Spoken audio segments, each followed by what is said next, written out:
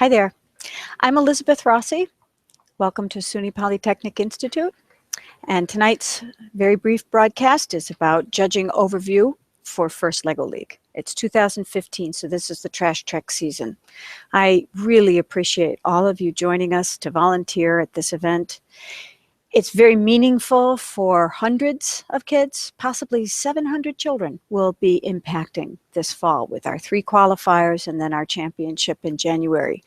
And it doesn't happen without volunteers, and we appreciate you very much. We're producing these videos just in order to give you a chance to meet me and other people, to know who you're working with, and to set some expectations for the experience, not just for you, but from us as well.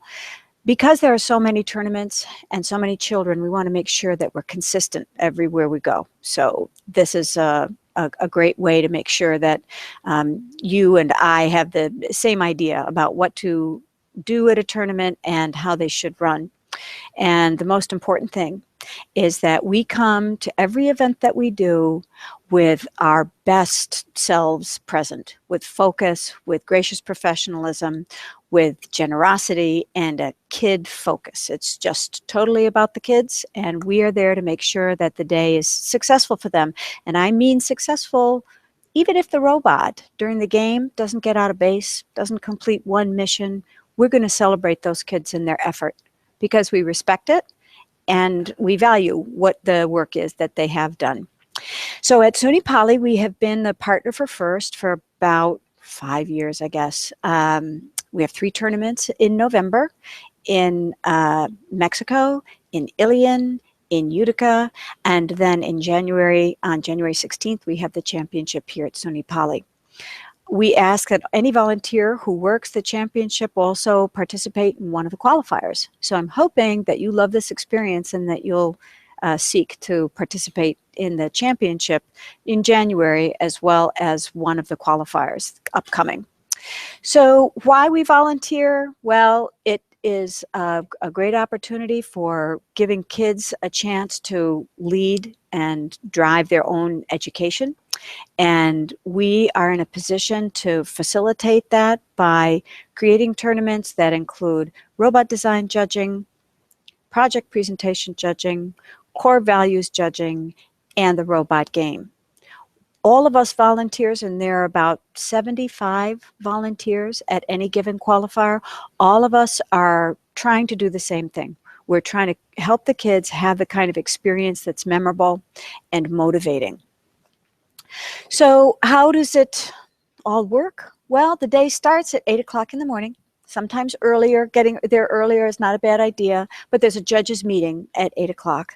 You are paired with another person to be in the room with you for whatever category of judging that you're participating in. And there'll be some breakfast, and you'll get your t-shirt, and you'll get your room assignment, and then you and your partner or partners, there might be as many as 3 of you in a single room, move off to the space in which you're going to be doing your work during the morning. Other assistants, it's their job to make sure that the teams are ready and that the teams find you and that you go through your judging with them in a timely fashion. Your job is to have a packet of information that includes a team information sheet, so you know a little bit about the kids who are coming in to see you, and you have a rubric, and the rubric is very specific for either robot design or core values or project presentation. So it'll be pretty straightforward. It makes it kind of rational about what it is you're going to be looking at with the kids. The day your first set of teams will generally reach you at about 8:30 in the morning. Each judging session is 15 minutes long, and one follows right on the heels of the one before it. So you will be busy from 8:30 in the morning right until your lunch break. So let me just put it in a nutshell for you. You see team after team after team. It sounds tiring. It is. It requires a great deal of stamina. But it's also fun because you'll be seeing some amazing kids and you get to interact with them and sometimes with their coaches even, but mostly just with the kids, but learning about what their season has been like and what they've liked best and what they've learned. During each 15-minute session of working with the children, just one team at a time. You have 5 minutes when there's generally a direct presentation or an activity, then 5 minutes in which you get to interact with the team, asking them questions and clarifying any issues that you might have. Then the team leaves, and you and your partner judge or judges have 5 minutes in which to fill out a rubric that you're given, one for each team. And when that rubric is completed, you put that away, and now you're ready for the next team to come in. There's often a break during the morning, so you can kind of recalibrate in case the teams that you've seen have been radically different and you need to adjust your judging a little bit. But by the end of the morning, you will have seen between 6 and 8 teams generally. And that's a lot. And you need to keep them in your mind. So one of the biggest things that you can do when you're in your judging room is to take good notes. Really good notes about maybe what color shirts the kids had on, as well as what they talked to you about or what their robot's name was, or any other number of items that will help you recall them, because you're going to be advocating for these teams later on during the day when it gets to judge deliberation. But now I'm getting ahead of myself. So we finished, you and I are a judge team. We have finished seeing, let's say we're doing project presentation. We've just seen 8 teams. Before we get lunch, we have another job that we have to do. We have to rank all 8 teams from most accomplished, most impressive, right on down.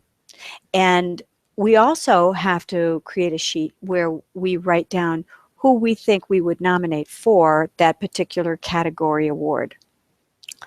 After we complete that, we get together with the other project judges, because let's say there's 24 teams at our tournament.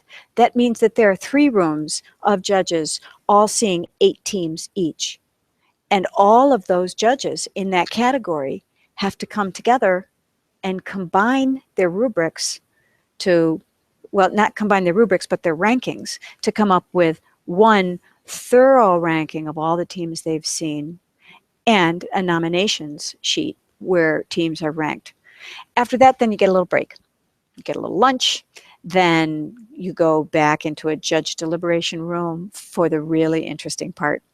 It's been very interesting so far, but once you get to judge deliberations where all your category of judges are sitting in the same room with all of the other category of judges, because while you were seeing teams, say, in project presentation, other rooms full of judges, just like you, we're seeing those same teams, but mixed up in different order for core values or for robot design.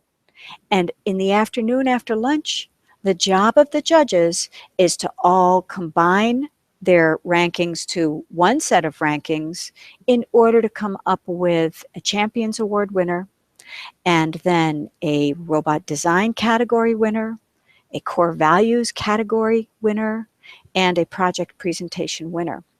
And we have software that helps with that, but it really requires a great deal of energy among the judges to make sure that they're recalling accurately the teams they saw in the morning, advocating where appropriate for the teams that they saw, listening carefully to the deliberations so that if somebody else has a more compelling reason for a different team to be nominated for an award, or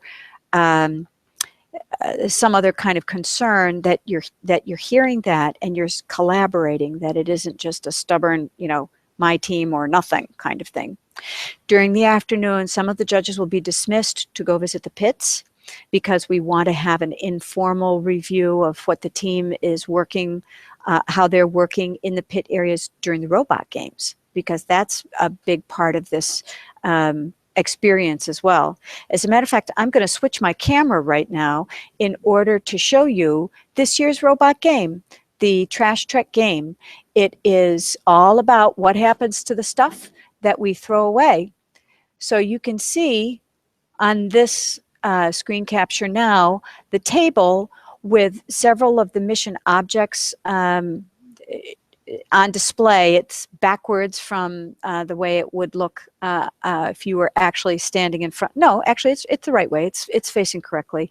But the mission models this year have to do with transferring trash, have to do with sorting trash, have to do with recycling, reusing old materials, and getting animals and people into appropriate places. There aren't a ton of mission models on the table this year, but there are several activities that are done within the confines of each individual mission.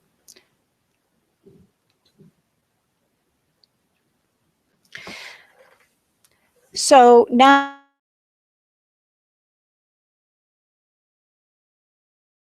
you as judges have decided on which teams you want to give awards to. Maybe you've gotten a chance to get out in the pits. I hope you will, because it's really fun to watch the robot game and you don't want to miss it. But when things are settled and the last robot game has been played, that will determine the robot game trophy winner, because that's just a kind of a who's got the highest score winner. Are writing a script, because every award winner needs to have something said about them, to why they were the preeminent team. And you'll help with that up in the judge deliberation room.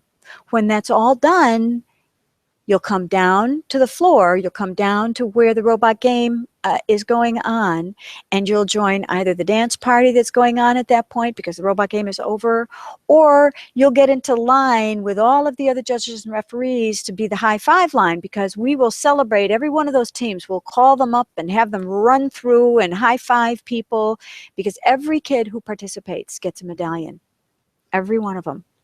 And then they go back to the stands, and we then announce award winners.